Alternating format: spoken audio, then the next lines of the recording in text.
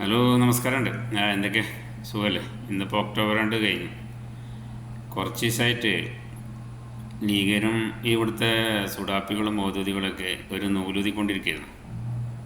അതായത് P V Anwar ഏതായാലും പോയി, അതിൻ്റെ കൂടെ കെ ടി ജലീലും പോവും. അങ്ങനെ അവർക്ക് ഭീഷണിയായിരിക്കുന്ന രണ്ടാൾ പിന്നെ ഇടതുപക്ഷത്തു നിന്ന് എൽ ഡി എഫിൽ നിന്ന് വിട്ടു നിൽക്കും. എന്നിട്ട് അവിടെ പാർട്ടി രൂപീകരിക്കും. എന്നിട്ട് ആ രണ്ട് എം എൽ എമാരെ കൊണ്ടുവരും. ലീഗർ മനക്കോട്ട കെട്ടിയെന്നാണ് ഇവിടുത്തെ. അതായത് സി പി ഐനെ എൽ ഡി എഫിൽ തന്നെ അടർത്തിയെടുക്കും. എന്നിട്ട് കോൺഗ്രസിനെയും ലീഗിനെയും കൂട്ടിയിട്ട് ഇവർ രണ്ടുപേരും ഒക്കെ കൂട്ടിയിട്ട് ഒരു പുതിയ മന്ത്രിസഭ വരും. ആ രീതിക്കുള്ള മനക്കോട്ടയൊക്കെ കെട്ടി നിൽക്കിയിരുന്നു. എന്തായാലും പി വി അൻവറിന് ഇവിടെ ആഭ്യന്തരം കൊടുക്കും എന്നൊക്കെയായിരുന്നു ഇവിടുത്തെ ലീഗരും മൗദൂദികളൊക്കെ പാടെ പറഞ്ഞിരുന്നത്. എന്തായാലും ഓരോരു സ്വപ്നം സാക്ഷാത്കരിച്ച ഒരു സന്തോഷത്തിലെപ്പോലും ഇങ്ങനെ നിൽക്കണം.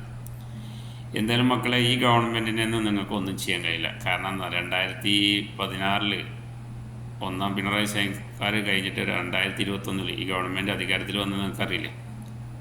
ഒരു ഭാഗത്ത് സി പി എമ്മും കേരള ചാനലും, മറുഭാഗത്ത് മാധ്യമങ്ങളും ലീഗും സുഡാപ്പികളും അതുപോലെ തന്നെ മൗദൂദികളും ഇവിടുത്തെ കോൺഗ്രസും B J P R S എസും സംഘപരിവാറും ഒക്കെ.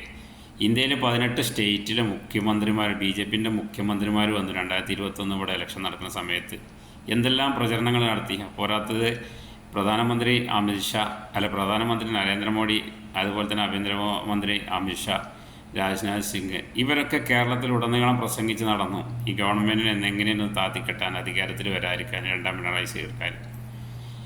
എന്നിട്ട് എന്തുണ്ടായി? മാധ്യമങ്ങൾ അതിലേറെ ഘട്ടത്തിൽ ഈ ഗവൺമെൻറ് എത്രയിലോ വന്ന് 92 സീറ്റിൽ നിന്ന് 99 വന്ന് പി വി അൻവർ ഒന്ന് ഔട്ടായി ഇപ്പോൾ 98 നിലനിൽക്കുന്നുണ്ട്. അതാണ് ഈ ഗവൺമെൻറ്. ഇത് കേരള ജനതനെ നിങ്ങൾക്ക് ഏത് രീതിക്ക് വളച്ചൊടിക്കാനും കഴിയില്ല. ഉത്ബുദ്ധരായ ജനങ്ങളാണ്. അപ്പോൾ ഒരു അൻവർ പോയാൽ ഇതാണ് അൻവർ, കേട്ടില്ലേ? ഞങ്ങളെ സംബന്ധിച്ച് ഒന്നുമില്ല. അപ്പോൾ അതുകൊണ്ട് ഈ ഗവൺമെൻറ് നിങ്ങൾ ഏത് വർഗീയ രീതിക്ക് കൊണ്ടുവന്നാലും, ഏത് പച്ചനോണ കൊണ്ടുവന്നാലും അത് സഖാക്കൾ ഞങ്ങൾ തന്നെ പൊളിക്കും. അത് ഞങ്ങളെ മുന്നിൽ നിങ്ങളൊന്നുമല്ല.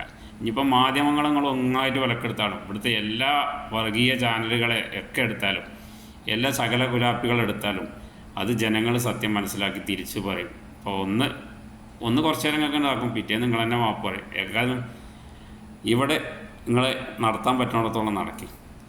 ഏത് രീതിക്കുള്ള പ്രവർത്തനം, വർഗീയ രീതിക്കുള്ള പ്രചരണം നിങ്ങൾ അങ്ങനെ കൊണ്ടുപോയി. ഓക്കെ, എന്നാൽ ലാൽസല.